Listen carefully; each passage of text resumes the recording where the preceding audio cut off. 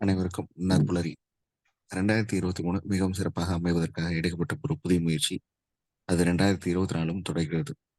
தினமும் காலை 5:27 6:15 மணி வரை நடைபெறும் இந்த இணையவழி இணைய பயிற்சி நற்புலரி.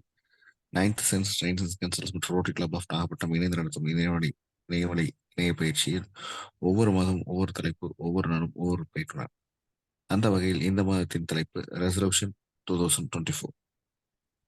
நாம் எடுக்க வேண்டிய உறுதிமொழிகள், அதனை பற்றிய அனுபவங்கள், அதன் கடந்து வந்த பாதைகளை பற்றி ஒவ்வொரு நாளும் ஒவ்வொரு ஆளுமே மிகச் சிறப்பாக தங்கள் அனுபவங்களையும் தங்கள் கருத்துக்களையும் வழங்கி வருகின்றனர். அந்த வகையில் இன்றைய ஆளுமை பற்றிய அறிமுகத்தை வழங்குவதற்கு முன்பு இன்றைய நிகழ்வு சேவஸ் எஸ் சைலன்ஸ். ஒரு நிமிடம் அனைவரும் அமைதியாக நன்றியுணர்வை நாம் அனுபவிக்கும் விஷயங்களுக்கும், நாம் அனுபவித்து வெற்றி பெற்ற விஷயங்களுக்கும், காரணமாக இருந்த நபர்களும் காரணமாக இருந்த ஒவ்வொரு பொருளுக்கும் நமது நன்றியுணர்வை கண்களை மூடி ஒரு நிமிடம் வெளிப்படுத்துவோம்.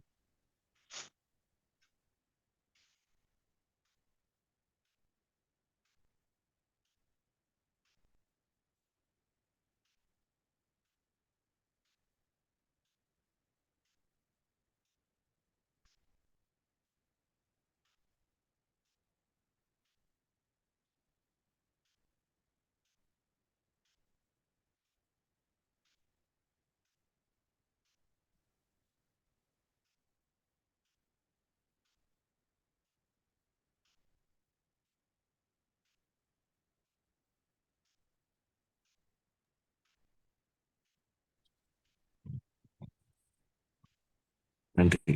கண்களை மெல்ல திறந்து அஃபர்மேஷன், தீர்மானங்கள் மற்றும் உறுதிமொழிகள்.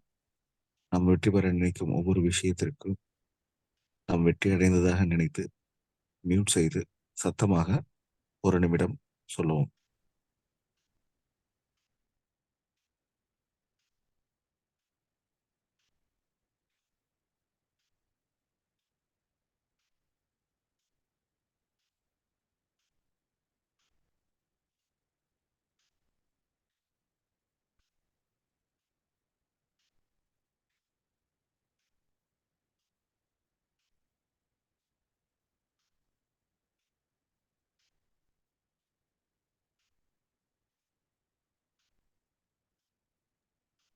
நன்றி.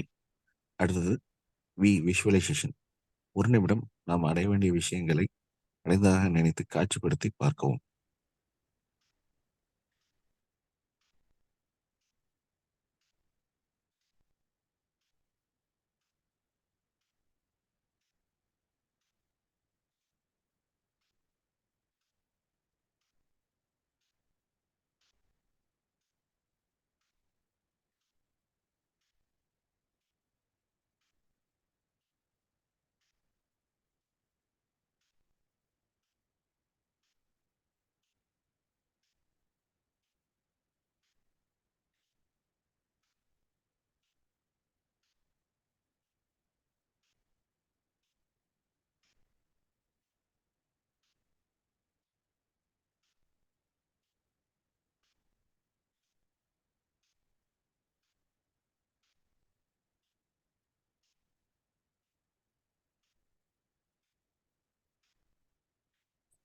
நன்றி.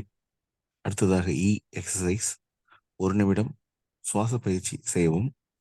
மூச்சை இதயத்தின் வழியாக இழுக்காமல் வயிற்றின் வழியாக இழுத்து 3 செகண்ட் இழுத்து 3 செகண்ட் ஹோல்டு செய்து 3 செகண்ட் வெளியே விடவும். இதை 5 முறை செய்யவும்.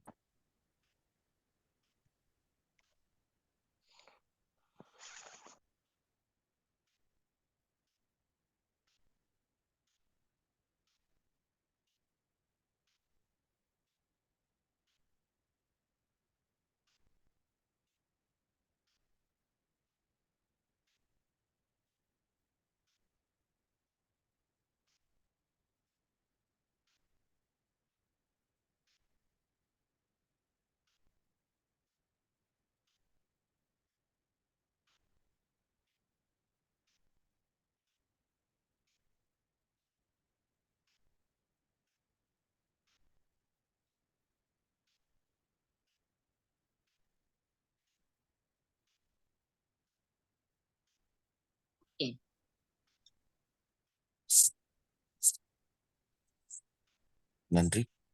அடுத்ததாக ஆர் ரீடிங். நாம் தினமும் காலை கிரேட்டஸ்ட் லீடர்ஸை பற்றி பார்த்து வருகிறோம். கிரேட்டஸ்ட் லீடர்ஸ் அப்படின்ற புத்தகத்துல ஒவ்வொரு தலைவர்களை பற்றி பார்த்து வருகிறோம். இன்றைய தலைவர் Barack Obama. Barack Obama made history as the first African American president of the United States. His presidency saw the passage of the key healthcare reforms and the oversight of the US economy recovery from great recessions. Additionally, he was awarded the Nobel Peace Prize for promoting nuclear non-proliferation. So இந்த மாதிரி பல நல்ல விஷயங்களுக்கு ஒரு சொந்தக்காரர். இவர்தான் முதல் African American president அமெரிக்காவுக்கு. ஸோ இவரை பற்றி நிறைய நல்ல விஷயங்களை தெரிஞ்சுக்கணும்னா த கிரேட்டஸ்ட் லீடர்ஸ் அப்படின்ற புத்தகத்தை வாங்கி படிக்கவும், இல்லை என்றால் இணையத்தில் அவரை பற்றி தகவல்களை தகவிறக்கம் செய்து கொள்ளவும். தினமும் வாசிப்போம், வெற்றியடைவோம். அடுத்த நிகழ்வாக எஸ் ஸ்கிரைபி. நாம் அடைய வேண்டிய விஷயங்களை, அடைந்து கொண்டிருக்கின்ற விஷயங்களை நாம் தினமும் மானிட்டர் செய்வதாக வைத்து அதை எழுதி பார்த்து அதனை நாம் அடைந்தால் நிச்சயம் வெற்றி அடைவோம். ஸோ இந்த வகையில் சேவஸ் ஒவ்வொரு நாளும் காலை 1 மணி நேரம் செய்ய வேண்டிய சேவஸை குறைந்தபட்சம் 1 நிமிடமாவது 1x6 வீதம் 6 நிமிடமாவது செய்தால் நம் வாழ்க்கையில் நிச்சயம் வெற்றி பெறலாம்.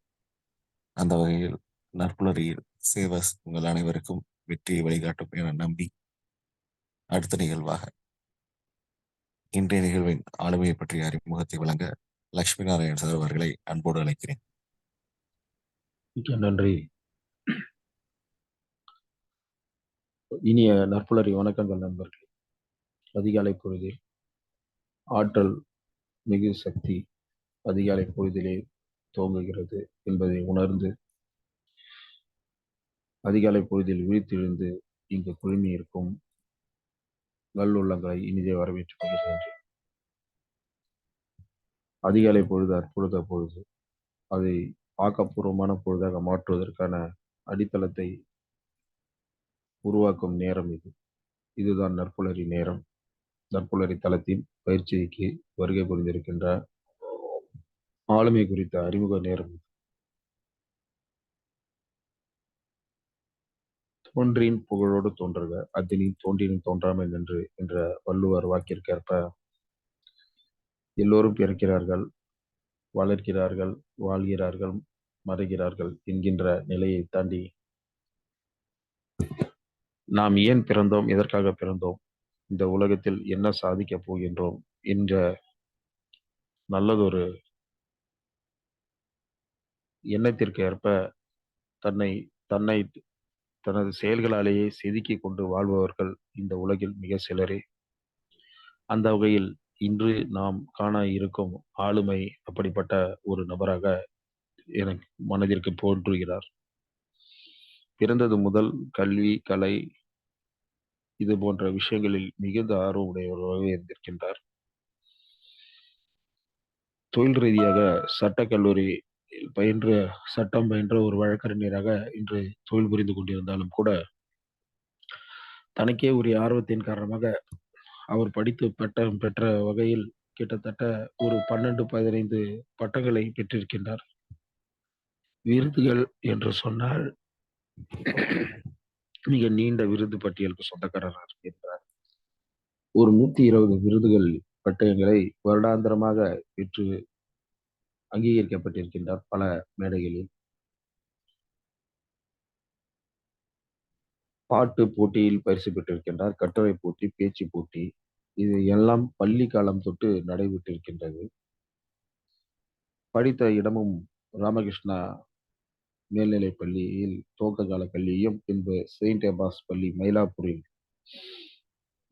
பள்ளி இறுதி வகுப்பு வரை படித்து பின் சட்டம் பயின்று இன்று துறையில் நல்லதொரு வழக்கறிஞராக அவர் பதிவு பெற்று ஆட்சி செய்து கொண்டிருக்கின்றார். அவருடைய பட்டியலை படித்து முடிப்பதற்கே எனக்கு வெகு நேரமாகிவிட்டது. இது கிட்டத்தட்ட ஒரு 15 பக்கங்கள் கொண்ட மிக பெரும் பட்டியல். இவரை சாதனை பெண்மணி என்றே சொல்ல வேண்டும். சிறுகதை எழுத்தாளராக இருந்திருக்கிறார். ஒரு ஆளுமைகளை பேட்டி காணும் ஒரு பத்திரிகையாளராகவும் பணியாற்றியிருக்கிறார். பல ஆளுமைகளுக்கு சொந்தக்காரர் இந்த பெண்மணி.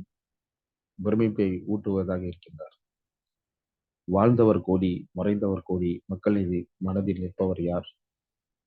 தாயகம் காப்போர், மாபெரும் வீரர், சரித்திரம் தன்னில் நிற்கின்றார் என்று கண்ணதாசன் வரிகளுக்கு ஏற்ப இவருடைய தனித்திறன்களை தொடர்ந்து வெளிப்படுத்தி அதை கற்றும் வருவருக்கு கற்றுக் கொடுத்தும் வெளிப்படுத்தியும் இவர் தன்னை செதுக்கி வாழ்ந்து கொண்டிருக்கின்ற ஒரு பெரிய ஆளுமையாக இருக்கின்றார்.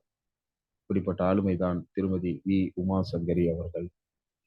இன்று நமது தளத்திற்கு வருகை புரிந்திருக்கிறார். அவரை வரவேற்று இன்று நாம் அவர் பேச இருக்கும் தி ரெசல்யூஷன் 2024 தீர்மானங்கள் நம் வாழ்க்கையை எப்படி தீர்மானிக்கின்றன, அதை செவ்வன செய்வதற்கான தக்க அறிவுரை வழங்குவதற்கான ஆளுமை பெற்ற அவரை இந்த தளத்தை ஒப்படைக்கின்றேன்.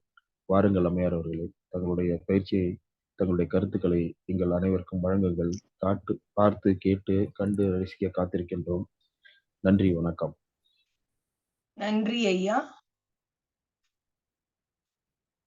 என்னை பற்றிய சிறப்பான ஒரு அறிமுக உரையை வழங்கிய ஐயா அவர்களுக்கும் இந்த சிறப்பான நிகழ்வில் எனக்கு பேச வாய்ப்பளித்தமைக்கும் முதற்கண் நன்றியையும், எனக்கு இந்த இதுல இன்ட்ரடியூஸ் பண்ண செய்த விவேகானந்தன் ஐயா அவர்களுக்கு நன்றியையும் தெரிவித்துக் கொள்கிறேன். குரு வாழ்க, குருவே துணை. கனியிடை ஈரிய சுளையும் முற்றல் கழையிடை ஈரிய சாரும் பனிமலர் ஈரிய தேனும் காட்சி பாகிடை ஈரிய சுவையும் நனி பசு பொழியும் பாலும் தென்னி நல்கிய குளிரென நீரும் இனியன என்பேன் எனினும் தமிழே என் உயிரென்பேன் கண்டீர் என பாரதிதாசன் வரிகளுக்கு இணங்க எங்கள் வாழ்வும் எங்கள் வளமும் மங்காத தமிழ் என்று சங்கி முழங்கி என்ற வழிகளுக்கு இணங்க குரு வாழ்க, குருவே துணை. சிறப்பான அது ஒரு தலைப்பு ரெசல்யூஷன் 2024. இதுல ரெசல்யூஷன் அப்படின்னு சொல்லிட்டு பாத்தீங்கன்னா, நான் உணர்ந்த ஒரு விஷயம் என்னன்னா, எதையுமே நம்ம ஒரு முடியும் அப்படின்ற வகையில பாசிட்டிவ் திங்கிங்கோட நம்ம செயல்படணும் அப்படின்றதுதான் என்னோட ஒரு முதல் கருத்தாக நான் இந்த இடத்துல பதிவு செய்யறேன். ஐயா வணக்கம் மாமா. நீங்க கொஞ்சம் உங்க முகம் பாதி தான் தெரியுது. கொஞ்சம் உங்களுடைய அந்த கேமரா அட்ஜஸ்ட் பண்ணீங்க. இல்ல நீங்க இன்னும் கொஞ்சம் முன்னாடி வந்து உட்காருங்க. இப்ப தெரியுதுங்களா? இப்ப கரெக்டா இருக்குங்க. இப்ப தொடருங்க.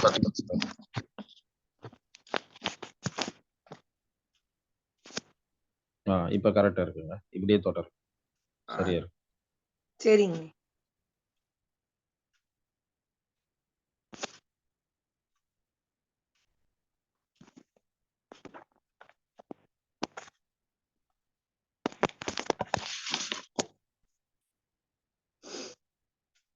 சரியா இருக்குங்களா ஐயா? சரியா இருக்குமா? நன்றி நன்றி. அதாவது எதையுமே ஒரு பாசிட்டிவ் இதோட எடுத்துக்கணும். அதாவது தன்னால எதுவுமே முடியும் அப்படின்ற ஒரு தன்னம்பிக்கை இதுவா எடுத்துக்கணும்.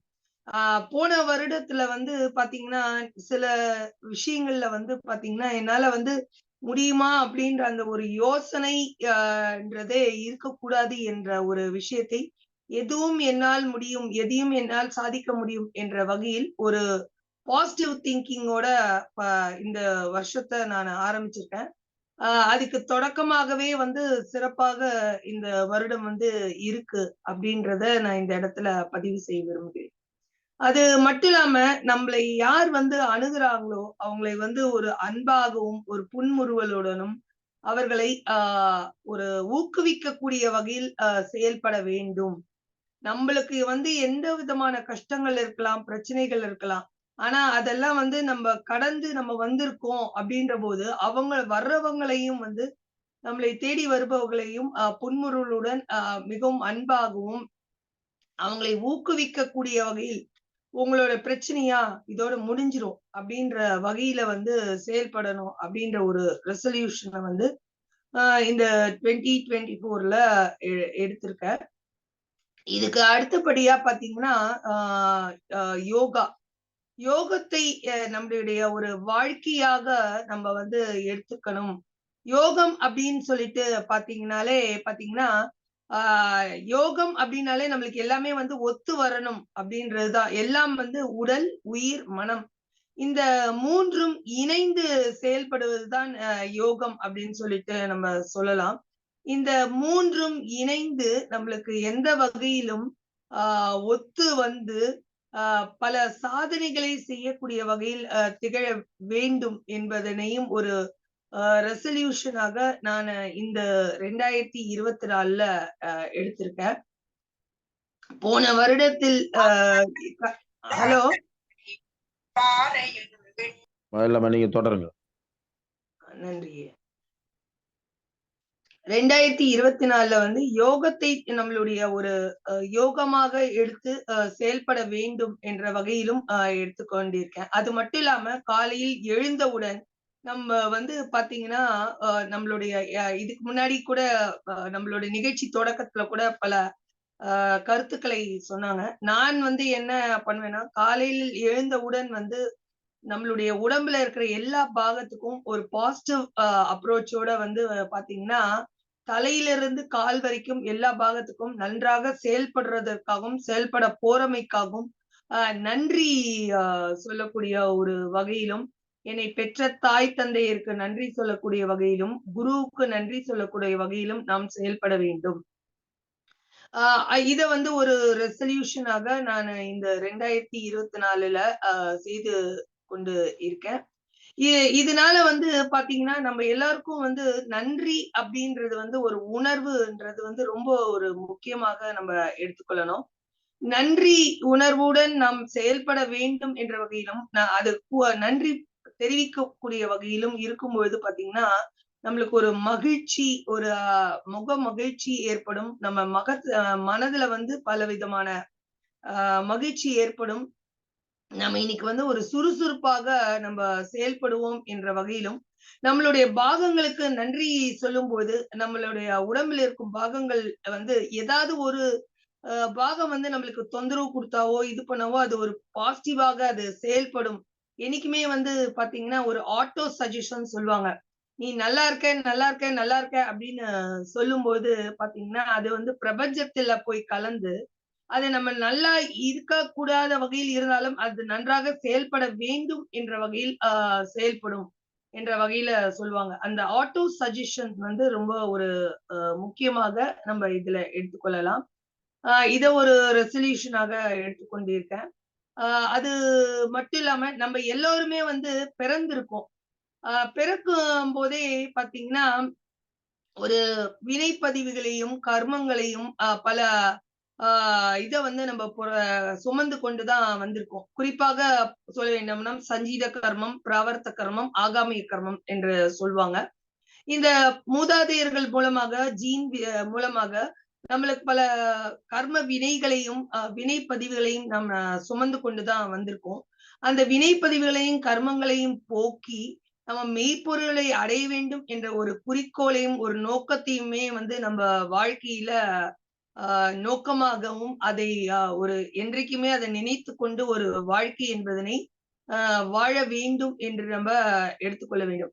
ஏன்னா, அந்த நம்ம இருக்கக்கூடிய ஒரு வாழ்க்கையில அந்த வினைப்பதிவுகளை வந்து நம்ம போக்கிவிட்டோம் என்றால், அதனை வந்து பாத்தீங்கன்னா, மெய்ப்பொருளை அடைவதற்கு ஒரு வழிவகையாக அது இருக்கும்.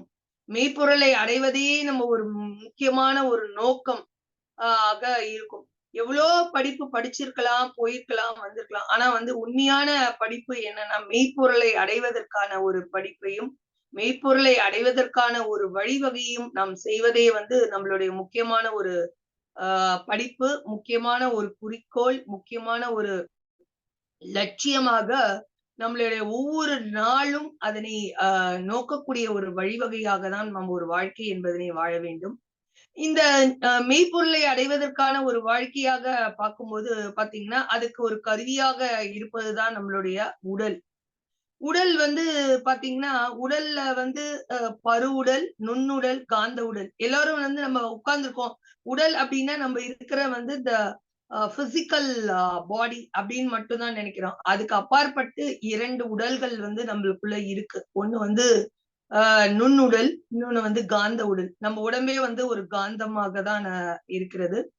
இந்த நுண்ணுடல் அப்படின்றது பாத்தீங்கன்னா, நம்ம வந்து உடல்ல இருக்கிற ஆஹ் மனம் வந்து நம்ம நல்ல முறையில வைத்துக்கொள்ள இருக்கும்போது பாத்தீங்கன்னா, நம்ம தியானம் செய்யும் பொழுது நம்மளுடைய நுண்ணுடல் என்பது ஆறா அப்படின்னு சொல்லிட்டு சொல்லுவாங்க. இந்த ஆறா என்பது விரிவடைந்து நம்மளுடைய ஆறா விரிவடைய நம்ம தவம் செய்ய செய்ய செய்ய செய்ய நம்மளுடைய உடம்புல இருக்கிற இந்த ஆறா என்பது விரிவடையும். அப்போ வந்து நம்மளுடைய நுண் உடலை வந்து இது பண்ண முடியும். நம்ம எந்த அளவுக்கு மனதை அமைதிப்படுத்தி தவம் செய்யும் போது பாத்தீங்கன்னா, இந்த ஆறா என்பது நம்மளுக்கு விரிவடையும். அது மட்டும் அல்லாமல் நம்மளுடைய தவம் செய்யும்போது பாத்தீங்கன்னா, திருவள்ளுவர் கூட பாத்தீங்கன்னா, தன்னுடைய ஆஹ் திருக்குறள்ல ஒரு அதிகாரத்துல வந்து பாத்தீங்கன்னா, உற்று உற்றுநோய் நோக்கல் உயிர்க்குறுகள் செய்யாமை அற்றே தவத்திற்குரு என்ற வகையில் ஒரு திருக்குறளை தவத்துக்கு ஒரு தனி அதிகாரத்தை கூறியிருக்கிறார்கள். இதைதான் வந்து பாத்தீங்கன்னா, சித்தர்கள், முனிவர்கள், ஞானிகள் எல்லாருமே வந்து அதை ஒரு தன்னுடைய ஒரு வாழ்க்கையின் ஒரு லட்சியமாகவே, வாழ்க்கையின் ஒரு குறிக்கோளாகவே, வாழ்க்கையே அந்த மெய்ப்பொருளை அடைவதற்கு தான் என்ற வகையில் வாழ்ந்தார்கள் சித்தர்கள், முனிவர்கள், ஞானிகள் எல்லாம். நம்மளும் வந்து சராசரி மனிதர்கள். நம்மளாலும் வந்து அந்த மாதிரி மெய்ப்பொருளை அடைய முடியுமா? நம்மளாலையும் தவம் செய்ய முடியுமா? நம்மளாலும் உடலை பராமரிக்க முடியுமா? என்ற வகையில் நம்ம யோசிக்கும் போது பாத்தீங்கன்னா, நம்மளாலும் அதனை செய்ய முடியும் என்ற வகையில் தான் இருக்கிறது. மிக எளிமையாக நம்மளோட ஒரு குருவிடம் சென்று கற்றுக்கொள்ளறதுன்றது ஒரு பக்கம் இருந்தாலும், நம்ம தினமும் நம்ம வந்து நம்மள மூச்சு காத்து சுவாசத்தையே வந்து பாத்தீங்கன்னா கண்ட்ரோல் பண்ணி பண்ணும்போது நம்மளுக்கு வந்து பலவிதமான மெய்ப்பொருளை அடைவதற்கான படிநிலைகளாக கிடைக்கும். இததான் வந்து பாத்தீங்கன்னா, சித்தரான பதஞ்சலி முனிவரா இருக்கட்டும், அதுக்கப்புறம் வந்து திருமூலரா இருக்கட்டும், எல்லோருமே வந்து பாத்தீங்கன்னா, இதை வந்து ஒவ்வொரு விதமாகவும் போகர், அப்புறம் வந்து பல ரமண மகரிஷி, இப்படி பல ரிஷிகளும் முனிவர்களும் வந்து பல விதமான வகையில மெய்ப்பொருளை அடைவதற்கான ஒரு படிநிலையாக சொல்ற எடுத்துக்கொண்டிருக்காங்க. இத வந்து பாத்தீங்கன்னா, அஷ்டாங்க யோகம் என்ற வகையிலும் யமம், நியமம், ஆசனம், பிராணாயாமம், பிரத்யாகாரம், தாரண, தியான, சமாதி என்ற வகையில் அஷ்டாங்க யோகத்தின் படிநிலைகளாக மெய்ப்பொருளை அடைவதற்கான ஒரு படிநிலைகளாக கூறியிருக்கிறாரு. இதே குரு மகானான வேதாத்ரி மகரிஷி அவர்களும் வந்து பாத்தீங்கன்னா, அத வந்து உடல், உயிர், மனம் என்ற வகையில் பல அரிய பயிற்சிகளையும் உன்னை நீ ஆராய வேண்டும் என்பதற்கான அகத்தாய்வு என்ற வகையிலும் கூறியிருக்கிறாரு. இந்த நான் எதற்காக இந்த உடல், உயிர், மனம், அகத்தாய்வு என்பதனை சொல்றேன் அப்படின்னா, இந்த பயிற்சிகளை நான் என்னுடைய வாழ்க்கையில் கடைபிடித்ததன் மூலமாக தான் வாழ்க்கையில் பல அரிய விஷயங்களை தெரிந்து கொள்வதற்கும் வழிவகையாக இருக்கிறது என்றுதான் நாம் கூற வேண்டும். இந்த வகையில பாத்தீங்கன்னா, தியான பயிற்சிகளே பார்த்தோம். சரி, இப்போ இந்த உடல் இருக்கு. உடல் வந்து ஒரு கருவின்னு சொல்லிட்டு சொன்னேன். இந்த மனம் அப்படின்னு சொல்லிட்டு பாத்தீங்கன்னா, இந்த மனம் என்பது வந்து நம்மள உடம்புல இருக்கிற இந்த உயிர் இருக்கிற வரைக்கும் தான் இந்த மனம் இருக்கும். இந்த உயிர் என்பது நம்மளுடைய உடம்பிலிருந்து போகும்போது பாத்தீங்கன்னா, அது ஒண்ணுமே இல்ல. காயமே இது பொய்யதா, இது காற்றறுத்த பையடா என்று சொல்வாங்க. இந்த காயம் என்பது என்னன்றது பாத்தீங்கன்னா, அது உடல் என்றுதான் சொல்லணும். இதைதான் வந்து பாத்தீங்கன்னா, சிவவாக்கியர் அவர்கள் வந்து தன்னுடைய பாடலில் பாத்தீங்கன்னா, இந்த காய கல்பத்தை பற்றி ஒரு பாடலை கூட சொல்லியிருக்காரு. உருத்தறுத்த நாடியில் ஒடுங்குகின்ற வாயுவை கருத்தினால் நிறுத்திய கபாலமேற்ற வல்லிலில் விரித்தரும் பாலராவார் மேனி சிவந்திரும் அறுத்தரித்த நாதன் பாதம் அம்மை பாதம் உன்னே என்ற வகையில் இந்த உயிரை நம்ம வந்து ரொம்ப பேணி காப்பதற்காக காய கல்பம் என்ற வகையில் காயம் என்றால் உடல், கல்பம் என்றால் விருட்சம், அழிவற்றது என்று சொல்வாங்க.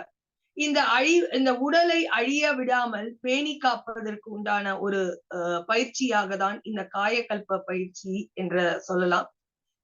இந்த காயகல்ப பயிற்சியை வந்து கற்றுக்கொள்ளும் போது உயிர் என்றது பாத்தீங்கன்னா வாழ்ந்தவர்கள் வந்து 120 ஆண்டுகள் என்பது ஒரு அரிய ஒரு விஷயமாக சொல்ல முடியும். இந்த 120 ஆண்டுகள் வாழ முடியுமா அப்படின்னு யோசிச்சோம்னா கண்டிப்பாக நம்மளால் 120 ஆண்டுகள் வாழ முடியும். எப்போ அப்படின்னா இந்த 3 விஷயங்களான உடல், உயிர், மனம் இந்த 3ம் ஒற்றுப்பட்டு இருக்கும்போது பாத்தீங்கன்னா ஒரு யோகமான ஒரு பொக்கிஷமான ஒரு அரிய ஒரு வாழ்க்கையை நாம் வாழ முடியும்.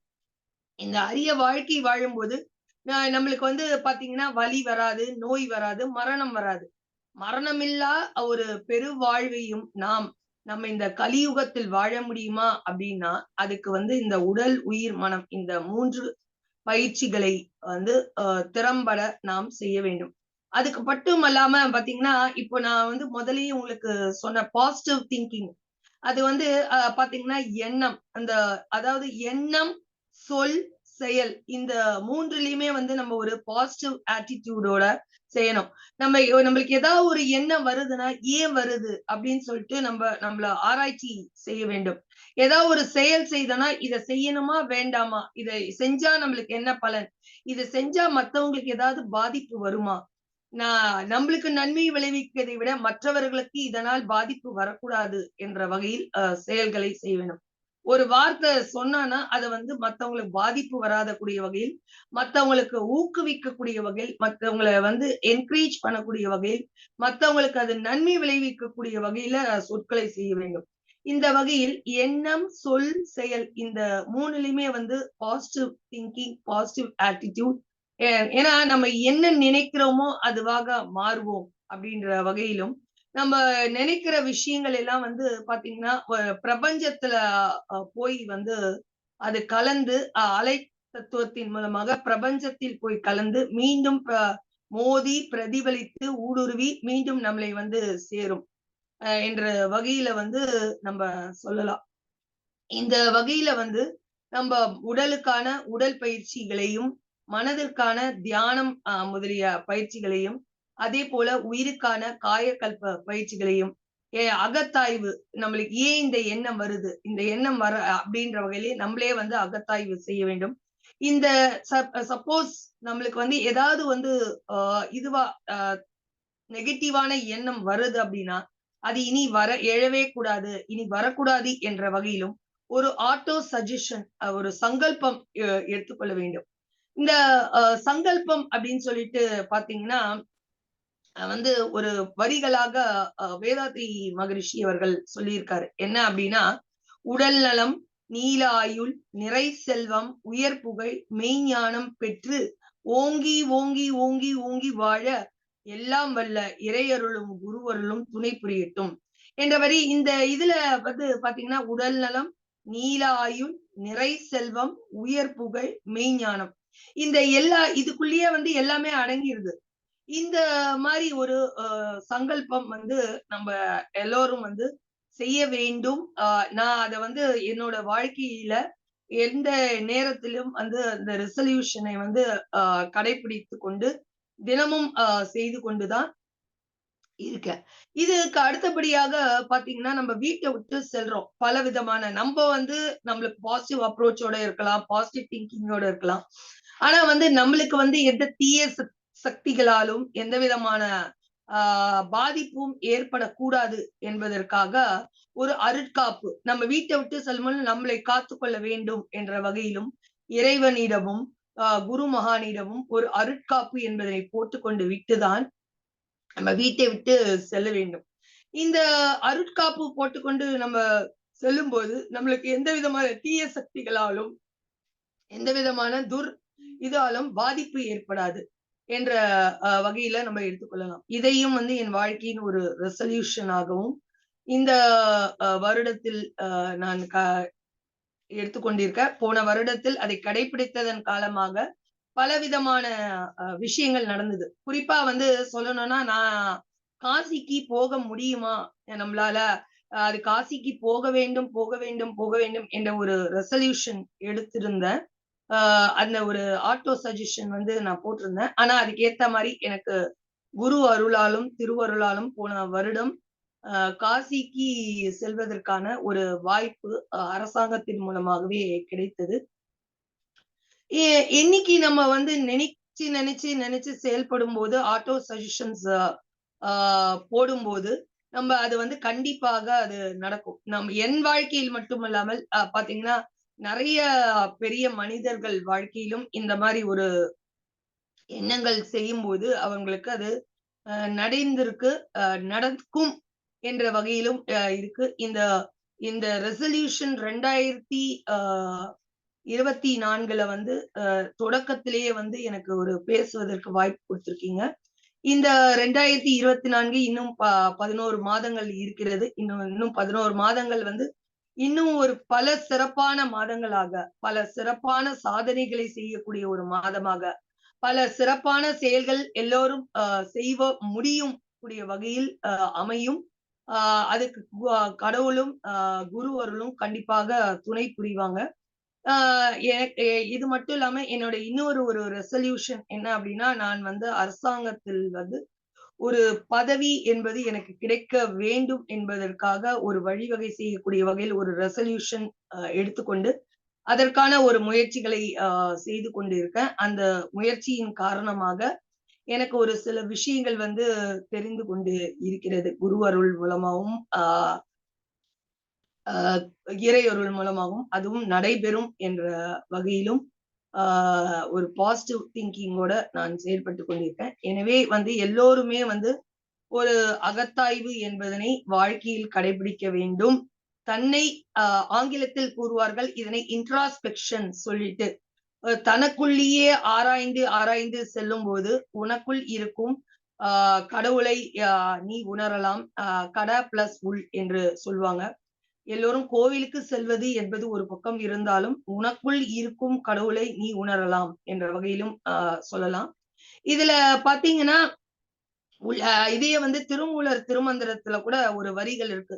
"உள்ளம் பெருங்கோயில் ஊன் உடம்பு ஆலயம், வள்ளல் பிரானாருக்கு வாய் கோபுர வாசல், தெள்ளத் தெளிந்தாருக்கு சீவனும் சிவலிங்கம், கள்ளப் புலனைந்தும் காணா மணி விளக்கே" என்ற வகையில் சொல்லுவாங்க. உனக்குள் இருக்கும் கடவுளை நீ உணரலாம். இதைதான் வள்ளலார் அவர்களும், ஞானிகள் அவர்களும், பல ரிஷிகள், முனிவர்கள், ஞானிகள் பல தன்னை உணர வேண்டும் என்றால், தனக்குள் இருக்கும் கடவுளை நாம் உணர வேண்டும். உனக்குள் இருக்கும் இறையை உணர வேண்டும். உனக்குள்ளேயே இறை சக்தி என்பது இருக்கிறது. படைக்கப்பட்டவர்கள் எல்லாருக்குமே வந்து இறை சக்தியுடன் தான் கடவுள் படைத்திருக்கிறார். அந்த இறை சக்தியை சில ஞானிகள், முனிவர்கள் எல்லாம் உணர்றாங்க. நம்மளும் வந்து அதன இறை சக்தியையும், நமக்குள் இருக்கும் கடவுளையும் நாம் சரியான முறையில் உணர வேண்டும். உணர்ந்து செயல்படும்போது நம் வாழ்க்கையில் பல அரிய பொக்கிஷங்களையும், பல அரிய தகவல்களையும் சிந்தித்து, சிந்தித்து செயல்படும்போது நாம் உணரலாம். அதுவும் குறிப்பாக நான் யார் என்பதனை நாம் கண்டிப்பாக உணர முடியும். இந்த பயிற்சிகளையும், இந்த அகத்தாய்வுகளையும், இந்த எண்ணம், சொல், செயலில் தூய்மையாக இருந்தும், அருகுணங்களான நம்மளிடம் இருக்கும் தீய குணங்களான பேராசை, சினம், கடும்பற்று, முறையற்ற பால் கவர்ச்சி, உயர்வு தாழ்வு மனப்பான்மை, வஞ்சம் இவற்றையெல்லாம் ஒதுக்கி தள்ளி நல்ல அரிய குணங்களான ஈகை குணம், பெருந்தன்மை குணம், மற்றவர்களுக்கு கொடுக்கும் குணம், ஆசை, நியாயமான ஆசைகளோட வாழ்க்கை வாழ்தல் என்பதனை எல்லாம் நாம் நம் வாழ்க்கையில் கடைபிடிக்கும் பொழுது, நாம் நமக்குள் இருக்கும் நான் யார் என்பதனையும், நாமும் ஒரு யோக வாழ்க்கை வாழ்ந்தோம், நம்மளாலும் மெய்ப்பொருளை அடைய முடியும் என்ற வகையிலும் நாம் செயல்பட முடியும் என்று கூறி, எனக்கு அருமையான இந்த 9ஆம் தேதி ஜூலை மாதம் எனக்கு பேசுவதற்கு என்னுடைய ரெசல்யூஷன்ஸ்களையும், எனக்கு தெரிந்த அரிய தகவல்களையும் பேசுவதற்கு ஒரு நல்லதொரு வாய்ப்பை அமைத்துக் கொடுத்த இந்த அமைப்புக்கு முதற்கண் நன்றியையும், வணக்கத்தையும் கூறி, வாழ்க வையகம், வாழ்க வையகம், வாழ்க வளமுடன், குரு வாழ்க, குருவே துணை என்று கூறி நன்றி கூறி விடைபெறுகிறேன். நன்றி, வணக்கம். நன்றி உமா சங்கரி மேடம். ரொம்ப அருமையாக இவ்வளோ ரெசல்யூஷனாக நிறைய விஷயங்கள சொன்னீங்க. இதுல அதிகமாக ஆன்மீகத்துல நீங்க இருந்தீங்கன்னா, நல்ல செயல்கள செய்யலாம். நல்ல சிந்தனை, நல்ல சொல், நல்ல செயல் எல்லாம் நடக்குமாம். இது ஒரு ரெசல்யூஷனா நான் எடுத்து பண்ணிட்டுருக்கேன். நீங்களும் பண்ணீங்கன்னா சிறப்பா இருப்பீங்கன்ற மாதிரி உங்களுடைய ரெசல்யூஷன் 2024 இருந்தது. ரொம்ப ரொம்ப அருமை. ஃபீட்பேக் ஃபர்ஸ்ட் வந்து நித்யா தேவி மேடம். உங்களுடைய ஃபீட்பேக்க வாங்கலாம். அனைவருக்கும் உற்சாகமான காலை வணக்கம். உமாசங்கரி அம்மா வாங்கம்மா, நல்லா இருக்கீங்களா? சூப்பரா நல்லா பண்ணீங்க. இருக்கேம்மா. நன்றி அம்மா. பேச்சு புயல் அம்மா, இன்னைக்கு காலையில நீங்க வந்திருக்கீங்க. எனக்கு ரொம்ப சந்தோஷமாக இருக்கிறது. நன்றி மகிழ்ச்சி. அம்மா. புத்தாண்டு வணக்கங்கள். புத்தாண்டு ரெசல்யூஷன் சொன்னீங்க, உறுதிமொழி. நிஜமா சொல்றேன், இன்னைக்கும் கூட ஒரு 4 வீடு எனக்கு இருக்கிறதா நான் நினைச்சுக்கிட்டே இருப்பேன். என்ன மாதிரி அப்படின்னு சொன்னா, என்னுடைய பிறப்பான வீடு, தாய் வீடு, நான் போய் வாக்கப்பட்ட என்னுடைய அத்தானோட வீடு, நாங்க தனியா இருக்கக்கூடிய ஒரு தனித்துவமா இருக்கக்கூடிய ஒரு வீடு. மாமியா வீடு தனியா, அம்மா வீடு தனியா, என்னோட வீடு தனியா இருந்தாலும் கூட, இந்த 4வது வீடு என்பது என்ன என்றால், பிறப்புடைய ஒரு அதிகமான ஒரு மிகப்பெரிய ஒரு உறுதிமொழி இது. உடல் எல்லாமே, மனம் எல்லாமே சேர்ந்து அந்த இறைவனுடன் ஐக்கியமாகணும் அப்படின்ற அந்த பரம்பொருளை போய் அடையக்கூடிய அழகான ஒரு சரணாகதி அப்படின்ற ஒரு விடயத்தை எடுத்துட்டு போய் நம்ம இருக்கணும் அப்படின்னு சொல்றது வந்து மிகப்பெரிய ஒரு ரெசல்யூஷன்ஸ்லயே ஒரு பிக்கஸ்ட் ரெசல்யூஷன் சொல்லியிருக்கீங்க. அதுக்கப்புறம் நம்மளால முடியும் அப்படின்னு அந்த நினைக்கிற அந்த ஒரு விஷயமே நம்மள எங்கேயோ உயர்த்த செல்லும் நம்மளுடைய அன்றாட வாழ்க்கையில. இது 2024க்கான ஒரு ரெசல்யூஷனா மட்டும் தெரியல எனக்கு. முழுமையா இந்த வருடம் மட்டும் இல்ல, நம்மளுடைய வாழ்நாள் முடியக்கூடிய அந்த வருடம் வரைக்கும் இருக்கக்கூடிய ஒரு ஆழமான ஒரு விஷயம். திருமூலர்ல இருந்து நீலாயில் நிறை செயல் வரைக்கும் நம்ம பெருங்கோயில், ஊனுடம்பு ஆலயம், கள்ளப்புலனாய்க்கும், காளா, மணிவிளக்கு என்ற அத்தனை விடயங்களையும் அருமையாக உங்களுடைய திருவாய் திறந்து எங்களுக்கு அழகான ஒரு உறுதிமொழியை கொடுத்திருக்கீங்க. நாங்களும் வந்து பிளட்ஜ் அப்படின்னு சொல்லிட்டு இந்த கைகள்ல இப்படி வச்சு எடுப்போம். நம்மளுடைய இந்தியா இஸ் அவர் கண்ட்ரி, அது மாதிரி நாங்க எடுத்துக்கிறோம். ரொம்ப சிறப்பா இருக்கு. அதுக்குரிய உறுதுணையாக இருக்கக்கூடிய ஒரு குருவை எடுத்து நம்மளும் வாழ்நாள்ல தேவையான மெடிடேஷன் பண்ணி நம்மளுடைய ஆன்மாவுக்கான உணவை நம்ம பிரணாகுதி எடுத்து நம்ம சரணாகதி மூலமா கடவுளை அடைய வேண்டும் என்ற கருத்தை சொன்ன உமாசங்கரி அம்மையாருக்கு இந்த நற்புலரி தளமா வாய்ப்பு தந்ததுக்கும், எனக்கு இந்த அதிகாலை பொழுதில் என்னுடைய பின்னூட்டத்தை வழங்க வாய்ப்பு தந்ததற்கும் நன்றி தெரிவித்து, எல்லா நலமும் வளமும் பெற வேண்டும், எல்லா நாளும் இனிய நாளாக அமைய வேண்டும். உங்களுக்கு நன்றி. வணக்கம் அம்மா. நன்றி அம்மா. நன்றி, நன்றி நித்யா தேவி மேடம். தொடர்ந்து ரக்ஷனா சார் உங்களுடைய ஃபீட்பேக்க வாங்கலாம். மீண்டும் இனிய நற்புலரி வணக்கங்கள் நண்பர்களே. அஹ் இந்த பயிற்சி தளத்திற்கு வந்திருக்கின்ற நம்முடைய ஆளுமை அவர்களுக்கு என்னோட முதற்கண் வணக்கம். நன்றி ஐயா. உங்களுடைய விவரக்குறிப்பு பட்டியலை அதிகாலை பொழுது எனக்கு அனுப்பியிருந்தார் குமரேசன் அவர்கள். அதை படித்தேன். ஏன்னா உங்களை அறிமுகம் செய்ய பொருட்டு அதை வாசிக்க ஆரம்பித்தேன். மிக நீண்ட சாதனை பட்டியலாக அது இருந்தது. எனக்கு ஒரே கேள்விதான், நீங்கள் இவ்வளவு சாதனைகள், அதாவது சிறு வயதில் பாட்டு கற்றுக்கொள்ள ஆரம்பித்து பள்ளி கல்லூரியில் சாரண இயக்கத்தில் இணைந்தது, மலையேற்றம், இன்னும் பல விஷயங்களை செய்திருக்கின்றீர்கள். கல்லூரி படிப்பின் காலத்தின் போது மம்முட்டி அவர்களை சந்தித்து சாவி இதழுக்காக பேட்டி கண்டிருக்கிறீர்கள். சிறுகதை எழுதி அதை வெளியிட்டிருக்கிறாங்க. இப்படி பல விஷயங்கள் நீங்க செய்திருக்கிறீர்கள். இவ்வளவு பெரிய விஷயங்களை செய்வதற்கு யார் உங்களுக்கு பின்புலமாக இருந்தார்கள்? யாராவது தூண்டுதலின் பேரில் செய்தீர்களா, இல்லை இது இயற்கையாக உங்களுக்கே அது போன்று ஏதேனும் செய்ய வேண்டும், சாதனைகளை புரிய வேண்டும் என்று தோன்றியதா?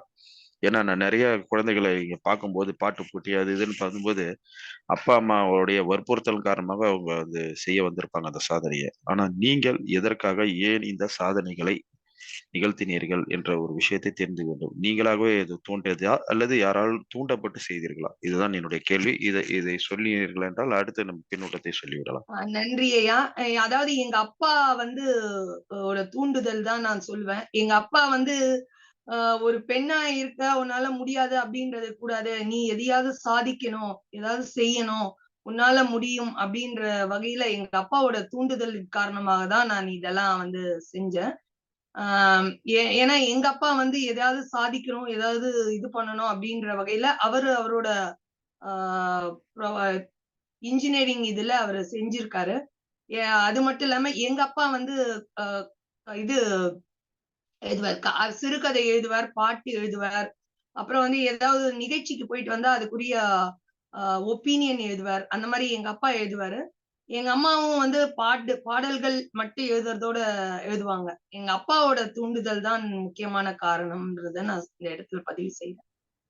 மிக்க நன்றி. அதாவது வந்து ஒரு சிறந்த பெற்றோர்கள் அமையும் பட்சத்தில் அந்த குழந்தையின் வாழ்வு ஒரு நல்ல திசையை நோக்கி செல்லும் என்பதற்கு சிறந்த உதாரணமாக இருந்திருக்கிறீர்கள்.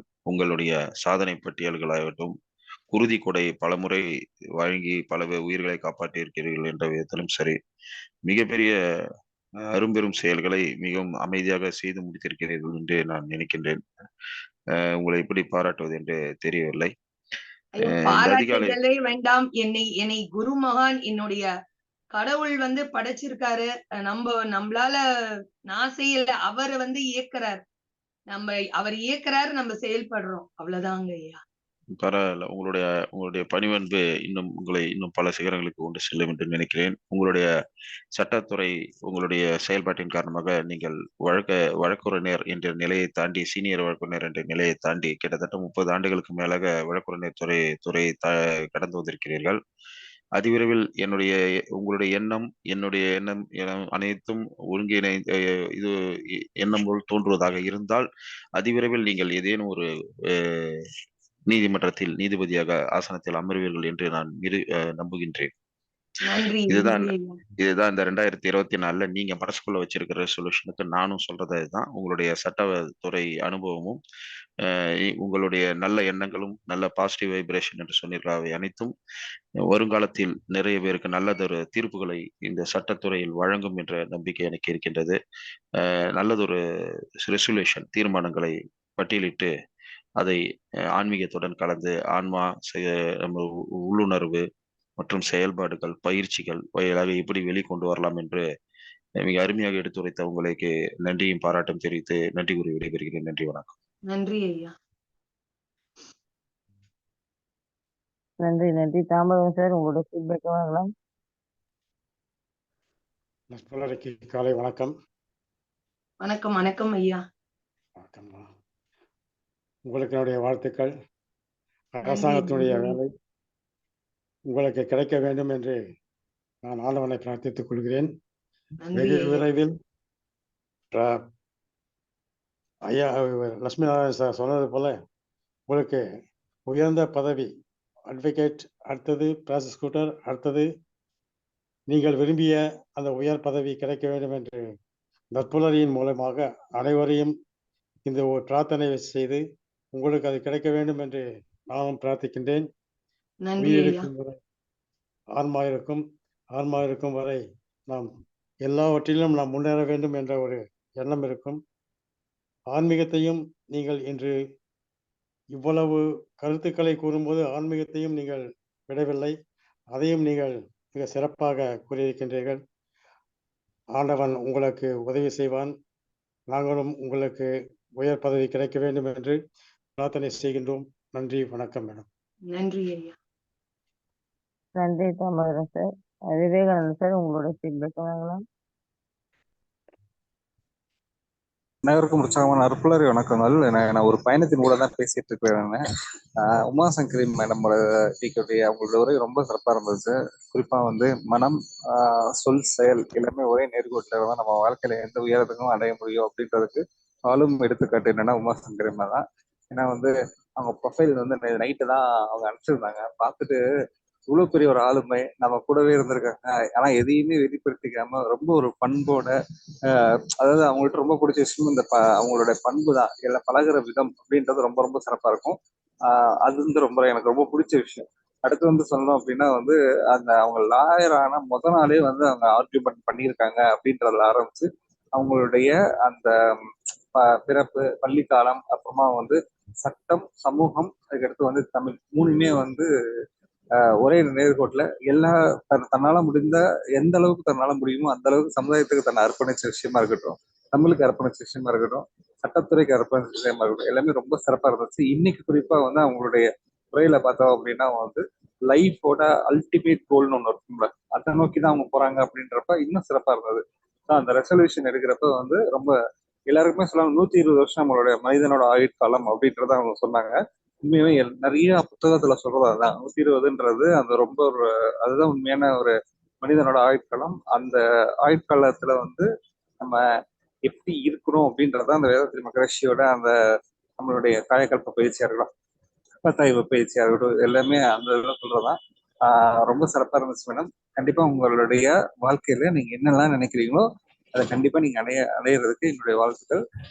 என்னோட அழைப்பை ஏற்படுத்தி என்னை நம்மளோட நற்பொழுது தரதுக்கு வந்தமைக்கு மிக்க நன்றி. இது நான் சொன்னேன் இந்த மாதிரி குமரேசன் சார்ட்ட அவரும் ஓகேன்னு சொல்லிட்டு நம்ம தளத்துக்கு வந்து பேசினது இந்த தளத்துக்கு ஒரு ஒரு பெருமை சேர்த்த மாதிரி இருந்தது. நன்றி. Thank you ma'am. நன்றி. நன்றி நன்றி விவேகானந்தன் சார். நல்ல ஒரு ஆளுமை அறிமுகப்படுத்தினீங்க. தொடர்ந்து அவங்க இந்த தளத்தில் பயிற்சி எடுக்க வருவாங்க நம்பிக்கையோட இந்த நேரத்தில் உங்களுக்கும் நன்றி சொல்லிக்கிறேன். ஸோ வேற ஏதாவது ஃபீட்பேக் சொல்ல விருப்பம் இருந்தால் ஹேண்ட் ரைஸ் பண்ணுங்க, இல்லைன்னா மியூட் ஆன் பண்ணிட்டு பேச முடியுதா பண்ணுங்க. வணக்கம் அம்மா. வணக்கம். வணக்கம் அம்மா. வணக்கம். அனைவருக்கும் இனிய மனமகி காலை வணக்கங்கள். வேதாந்த மகரிஷியை கையிலே எடுத்துக்கொண்டு இந்த ஆன்மாக்கு என்னென்ன சொல்ல வேண்டுமோ அவற்றை எல்லாம் உமாசங்கரி அட்வொகேட்டாக இல்லாமல் ஒரு மனித நேயத்துடன் அனைவரும் புரிஞ்சுக்கும்படி அழகாக எடுத்துரைத்தார். அதுபோல நான் எல்லாத்தையும் போலயே ஒரு கேள்வி கேட்கிறேன். நம்மை நாமே அடித்துக் கொள்கிறோம் அல்லவா? அப்ப அது வெளிக்கிறது, அது உடலுக்கு வெளிக்கிறதா உயிருக்கு வெளிக்கிறதா? யாராவது தெரிஞ்சுக்கணும். உடலுக்கு வெளிக்கிறது. அடுத்து நாம் அடிக்கிறோம், வெளிக்கிறது, அது உடலுக்கா உயிருக்கா? முதல்ல உடலுக்கு தான் வலிக்கும், அதுக்கப்புறம் தான் உயிருக்கு வலிக்கும். இரண்டுக்குமே வலிக்கும் கிடையாது, உயிருக்கு மட்டும்தான் வலிக்கிறது. இந்த உடலுக்கு உடல் இருக்கிறது, இதற்கு உணரும் தன்மை கிடையாது. உயிர் இருக்கிறதுனாலதான் இந்த உடல் அற்ற போது, உயிர் அற்ற போது உடலை எது வேணாலும் செய்கிறார்கள். உடல் எங்கிருந்து வலிக்கிறது? நீங்கள் நன்கு சிந்தித்து பாருங்கள். இந்த உயிர் போன பிறகு உடலைக்கு சிதை மூட்டுகிறார்கள், அடிக்கிறார்கள், அழுகிறார்கள், எல்லாம் செய்கிறார்கள். அதனால் ஒரு இஞ்சிக்குள்ள நகர முடியாது. அப்ப இந்த வெளி என்பது நம்ம ஆத்மாக்கு மட்டும், உயிருக்கு மட்டும்தான் இருக்கிறது. நாம் நினைத்துக் கொள்கிறோம், ஐயோ இந்த உடல் வெளிக்கிறது, கையில் அடிபட்டு விட்டது, காலில் அடிபட்டு, எல்லா இடத்திலையும் அடிபடும். ஆனால் அது வலியை உணர்வது உயிர் மட்டும்தான். அதுபோல அந்த உயிர் என்பது ஆத்மா, ஆன்மா. இந்த ஆன்மா சுத்தமாக இருந்தால் நாம் உலகை எங்கேயும் சுற்றி வரலாம். அதுபோலதான் விநாயக பெருமான் அம்மா அப்பாவை உலகமாக எண்ணி சுற்றி வந்து பழத்தை பெற்றார். அதுபோல் இந்த ஆன்மாங்கிறது எப்பொழுதும் சுத்தமாக இருக்க வேண்டும். அதான் காந்தம் அப்படின்னு சொன்னாங்களே, இதுதான் காந்தம். இவர்கள் சொல்லக்கூடிய ஒவ்வொரு வார்த்தையிலும் காந்தம் இருந்தது.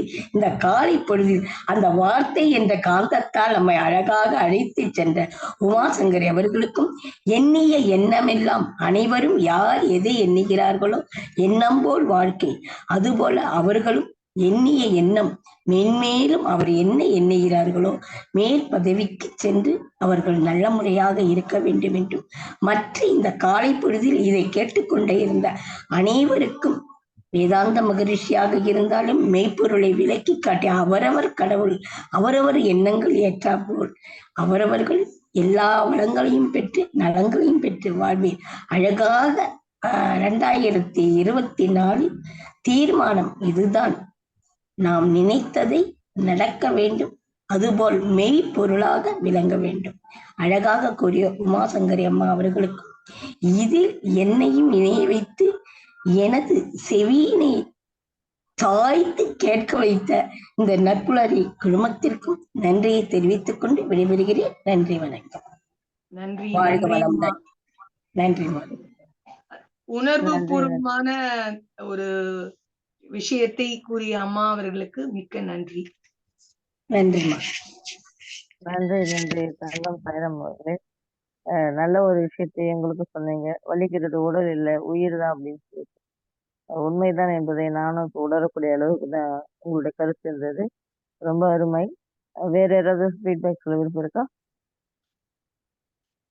ஓகே மேடம், உமாசங்கரி மேடம், இந்த தளத்தில் பயணித்ததை பற்றி உங்களுடைய சிறிய கருத்தை கூறினீர்களா? நன்றாக இருக்கும்.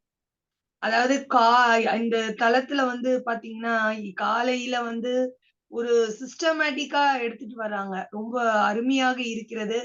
நானும் ஒவ்வொரு நாளும் இதுல கண்டிப்பாக காலையில் இந்த நிகழ்ச்சியில ஒவ்வொருத்தரும் சில கருத்துக்களையும் அதை ஃபாலோ பண்ணிட்டு வரணும் அப்படின்றத வந்து நான் இந்த இடத்தில் பதிவு செய்கிறேன். நன்றி, நன்றி உமாசங்கரி மேடம். உங்களுடைய நம்பர் சார் இருக்கும். நான் உங்களுக்கு கண்டிப்பா இணைக்க சொல்றேன். ஒரு கூகுள் ஃபார்மேட் இருக்கு. அந்த ஃபார்மேட்டை வந்து கொஞ்சம் ஃபில் பண்ணி அனுப்பிச்சிடுங்க. தொடர்ச்சியாக உங்களுடைய பயிற்சி வந்து மாதத்துக்கு ஒரு முறை நீங்க கொடுக்குற மாதிரி இருக்கும். உங்க விருப்பம் எத்தனை முறை வேணா கேட்டு கொடுக்கலாம். நல்ல கருத்துக்களை வந்து கூகுள் ஃபார்ம் வந்து இந்த சாட் பாக்ஸ்ல போட்டிருக்கீங்களா இல்ல லிங்க் இது இல்ல உங்களுக்கு தனியா நான் அனுப்பி சொல்றேன். உங்களுக்கு தனியா நாங்க என்னோட அனுப்பி இது சொல்றேன். தனி இதுக்கு அனுப்ப சொல்லுங்க. நான் ஒவ்வொரு மாதமும் ஏதாவது ஸ்பெசிபிக் டாபிக் மட்டும் அந்த டாபிக் இல்ல மட்டும் உங்க சொல்லணும். உங்க உங்க கண்டிப்பா. உங்களுடைய உங்க மொபைல் என்ன இங்க வாட்ஸ்அப் நம்பரை இதுல சாட்ல போடுங்க மேடம். சரிங்க சார், இதோ போடுறேன் சார்.